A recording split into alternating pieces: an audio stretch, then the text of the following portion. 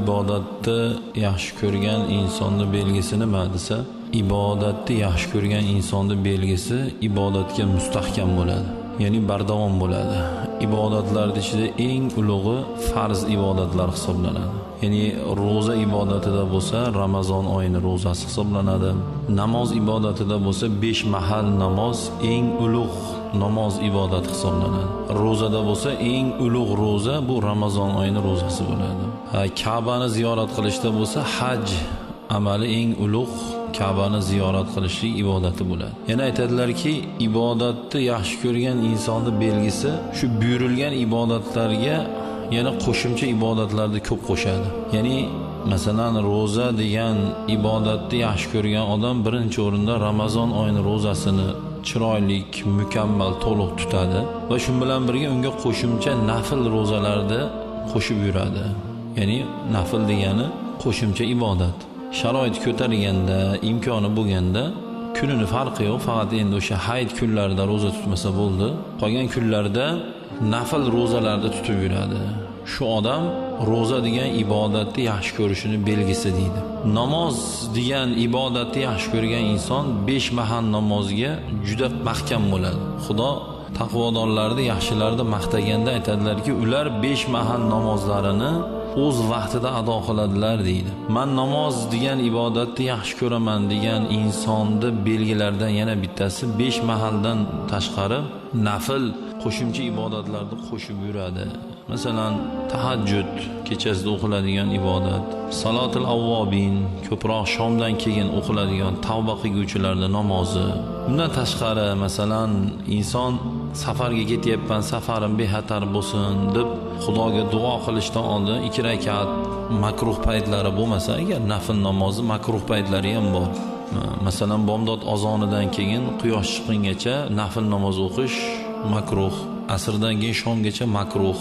Maviza bo'layotganda, Qur'on o'qilayotganda nafil namoz o'qishlik makruh. Quyosh botayotganda, quyosh chiqayotganda namoz o'qishlik o'sha makruh hisoblanadi. Bundan tashqari holatlarda bo'lsa, safarim bexatar bo'lsin deb duo qilib safarga chiqishdan oldin 2 rakat namoz o'qib duo qilsa bo'ladi. Safardan eson-omon kelganiga Xudoga shukr, hamd sano aytib duo qilish uchun 2 rakat namoz o'qib duo qilsa bo'ladi. Yoki men bugun masalan yerimga ko'chat ekmoqchiman deb 2 rakat namoz o'qib duo qilib keyin ko'chat ekishni boshlasa bo'ladi. Yoki bugun do'konimni ochaman deb 2 rakat namoz o'qib ixtiyoriy namoz hisoblanadi. Shuni o'qib, ey Robbim, shu do'konimni, ishimga, do'konimga barakot bergin deb duo qilsa bo'ladi. Shuni nafil deydi. Xuddi shunday ibodatni yaxshi ko'rganlarni Xudo yaxshi ko'radi. Masalan, Alloh subhanalloh, alhamdulillah, Allohu akbar deb zikr qilib yurishimiz bu farz bas, vojib emas, nafil. Qilsak savob, qilmasak gunohi yo'q. Lekin shuni aytib yurgan, nafil ibodat qilib yurganni Xudo yaxshi ko'radi. Ayniqsa ibodatlarda kechasida bo'lgani eng afzali, eng chiroylisi, eng go'zali kechasida bo'lgani. Masalan, kunduzgi nafildan kechasi nafilda maqomi baland turadi. Ya'ni odamlar g'aflatda uxlab yotgan davrda turib ozgina 5 minutmi, 7 minutmi endi o'zimiz bilamiz, sharoitimizdan kelib chiqib, shunda turib 2 rakat namoz o'qib Robbimizga qilgan duoyimiz kunduzgiga qaraganda ancha farqliroq bo'ladi. Alloh buni Qur'onda maqtaydi. Xudo aytadiki, A'udhu billahi minash shaytonir rojim. Innal muttaqina fi jannatin va uyun. Albatta taqvodorlar jannatdadurlar va jannatdagi buloqdadurlar. Ya'ni jannatda buloqlar bor, anhorlar bor, rohatlar bor. Xudo taqvodorlarni xuddi shunday joydadurlar deydi. Akhidina ma atahum robbuhum. Ular taqvodorlar uchun belgilab qo'yilgan Xudo taolo tomonidan beriladigan narsalarni albatta oladilar deb Xudo xabarni beradi.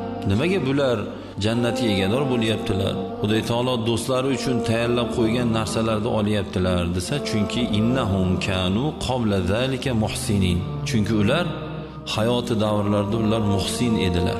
Ya'ni ular juda ko'p yaxshi ishlarni qilardilar. Shuni evaziga bular Xudo taolo tomonidan muhsinlarga, yaxshi amal qiluvchilarga tayyorlab qo'yilgan narsani olib turadilar. Va ularda o'sha maqomga, jannatga va Xudo taolo tomonidan do'stlarga tayyorlab qo'ygan narsalarni yana olishlariga bitta sababda aytadiki, kanu qalilan minal layli ma yahja'un deydi.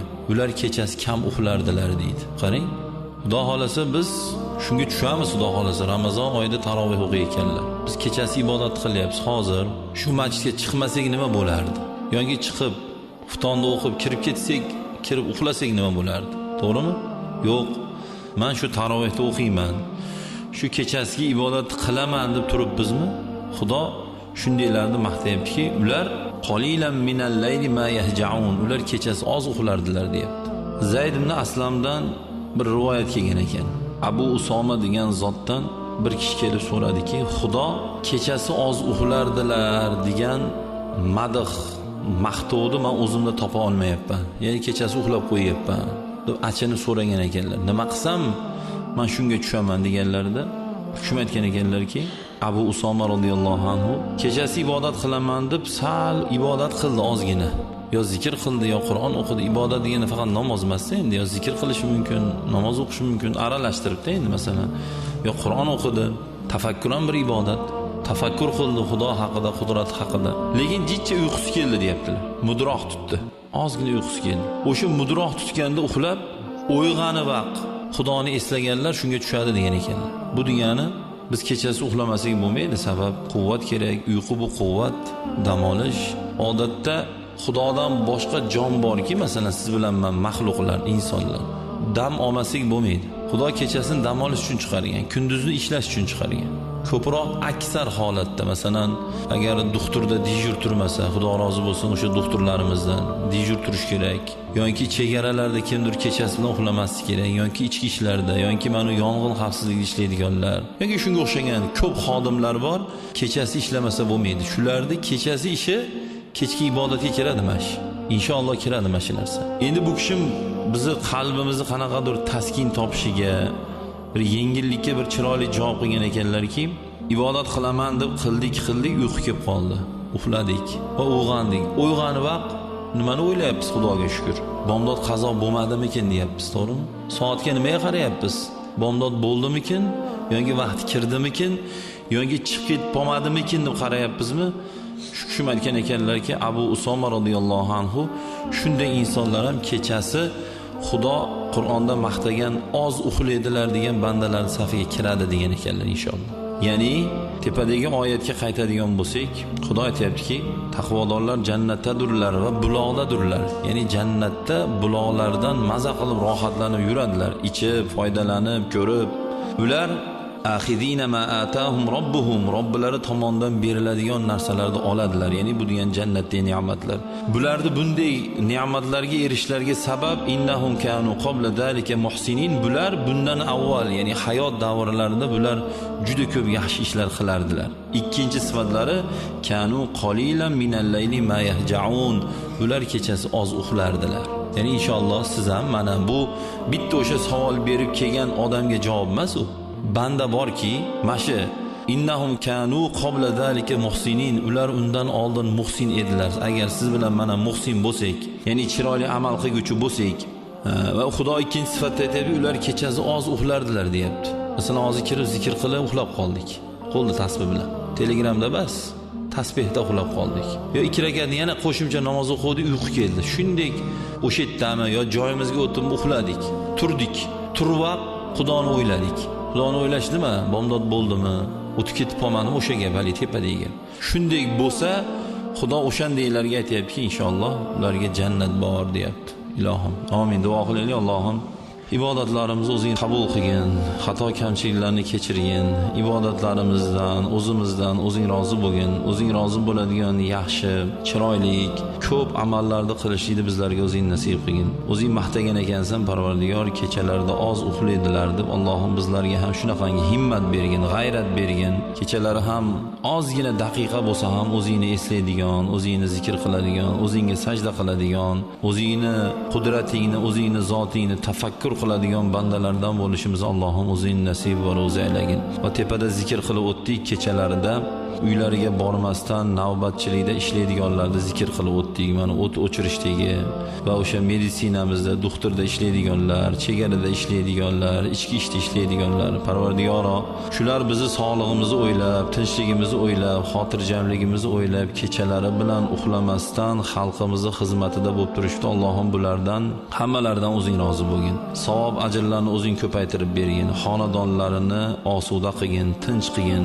Parvardigoro, bular bu qilayotgan mehnatlarni barobarlariga qiyomat kunida ajrlarini, mukofotlarini ko'paytirib bergin va bu qilayotgan xizmatlarini, mehnatlarini, rohatini ko'rishni bularga o'zing nasib va ro'za aylargin.